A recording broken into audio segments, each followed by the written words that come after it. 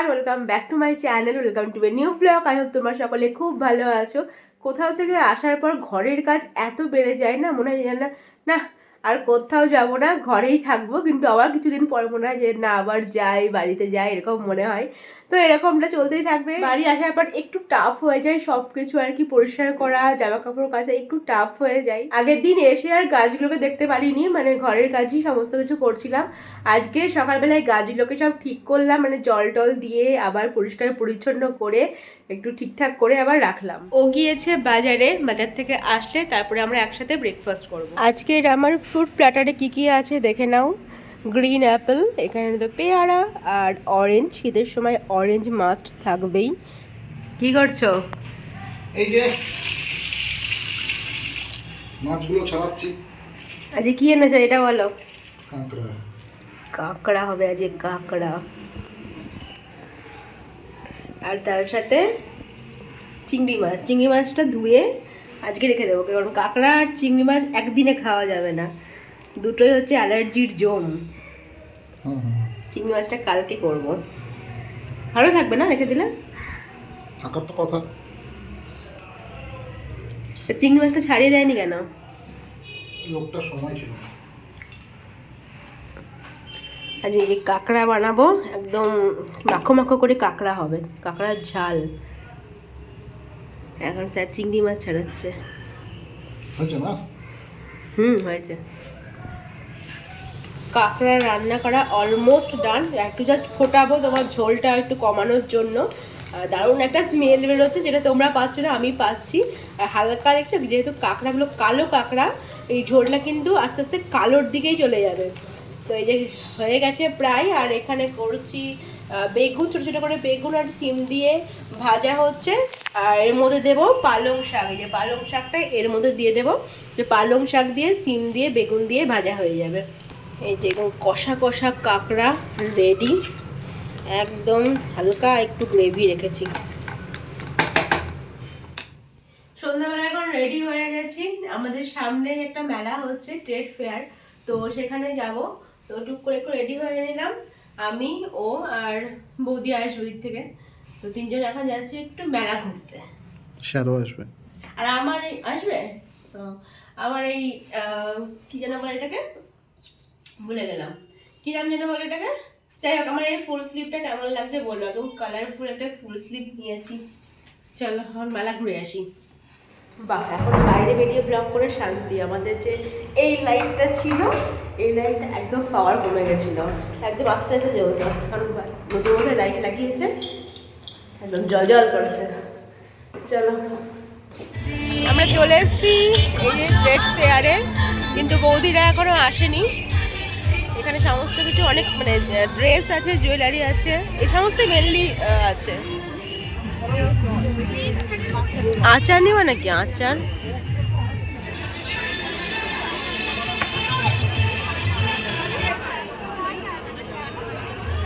মেলাতে গিয়ে সব কিছু ছেড়ে আমার প্রথম চোখ পড়েছিল এই সুন্দর সুন্দর কাপগুলোর ওপরে।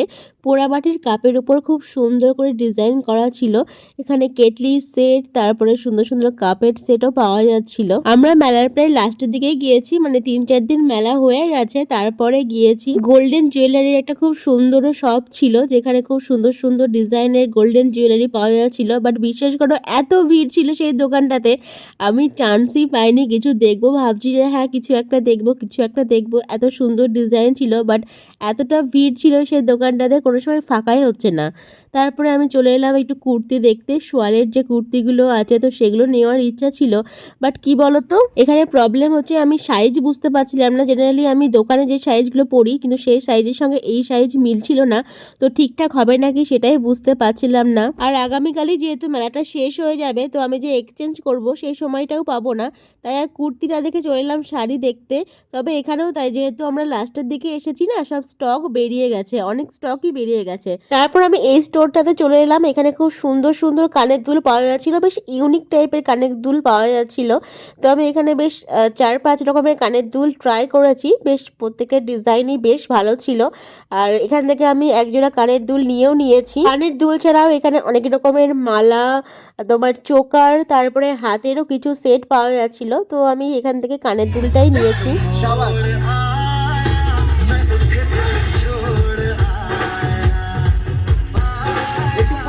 আমরা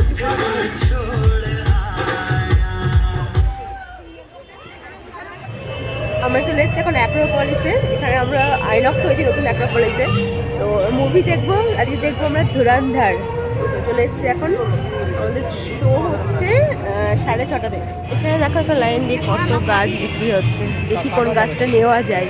এখানে প্রচুর স্টল বসেছে, এই যে খাবার দাবার থেকে শুরু করে সব কিছু আর কি, শীতের পোশাকের প্রচুর স্টল বসেছে। আর এই হচ্ছে মল। ফুল গাছ দেখো, যাতে ফুল হয়। নেক্সট ডে আমরা চলে গেছিলাম মুভি দেখতে। আজকে আমরা দেখতে এসেছি ধুরন্ধর। অ্যাক্রোপলিসে নতুন আইনক্স খুলেছে 4K লেজার স্ক্রিন। এর আগে অন্যান্য জায়গায় দেখেছি, ভেগাতে দেখেছি, কিন্তু অ্যাক্রোপলিসে আইনক্স খোলার পর এই প্রথম এলাম।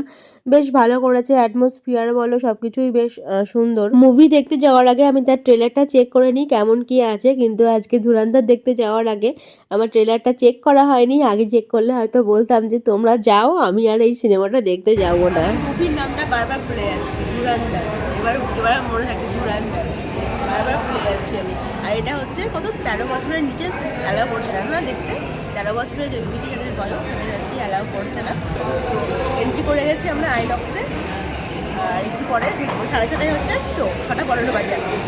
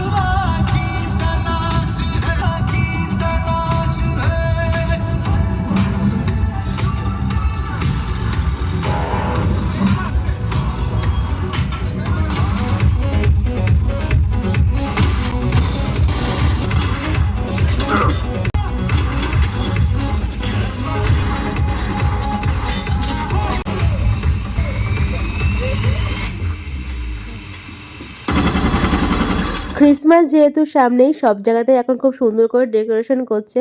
মলের নিচটাতেও খুব সুন্দর করে ডেকোরেশন করেছিল, গোটা মলটাকে খুব ভালো করে সাজিয়েছিল। তো সিনেমা দেখে বেরিয়ে এখানে ছবি না তুললে কি হয়, সবাই দেখছি এখানে এসে ছবি তুলছে, আমি ফাঁকাই পাচ্ছি না ছবি তোলার, তো একটু তুলে সিনেমা নিলাম। দেখা শেষ, এখন 10:30 মতো বাজে। চলে এসেছি বার্গার কিংয়ে। বাড়ি গিয়ে তো খাবার টাবার করার মানে কোনো এখন আর সময় হবে না, তো এখান থেকে অর্ডার করে নিয়েছি, প্যাক করে নিয়ে বাড়ি চলে যাব। তো দুটো বার্গার নিয়ে নিয়েছি, 5-10 মিনিট সময় লাগবে বললো।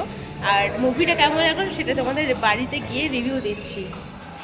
তো এই যে আমাদের বার্গার, আর তার সঙ্গে তো সস দিয়েছে।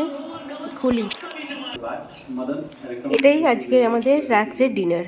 বাড়ি এসে আমার এত মাথা ব্যথা করছে, খাওয়া দাওয়া করে আমি ঘরে চলে এসেছি, ও এখনও বাইরে আবার একটা মুভি চালিয়ে বসেছে।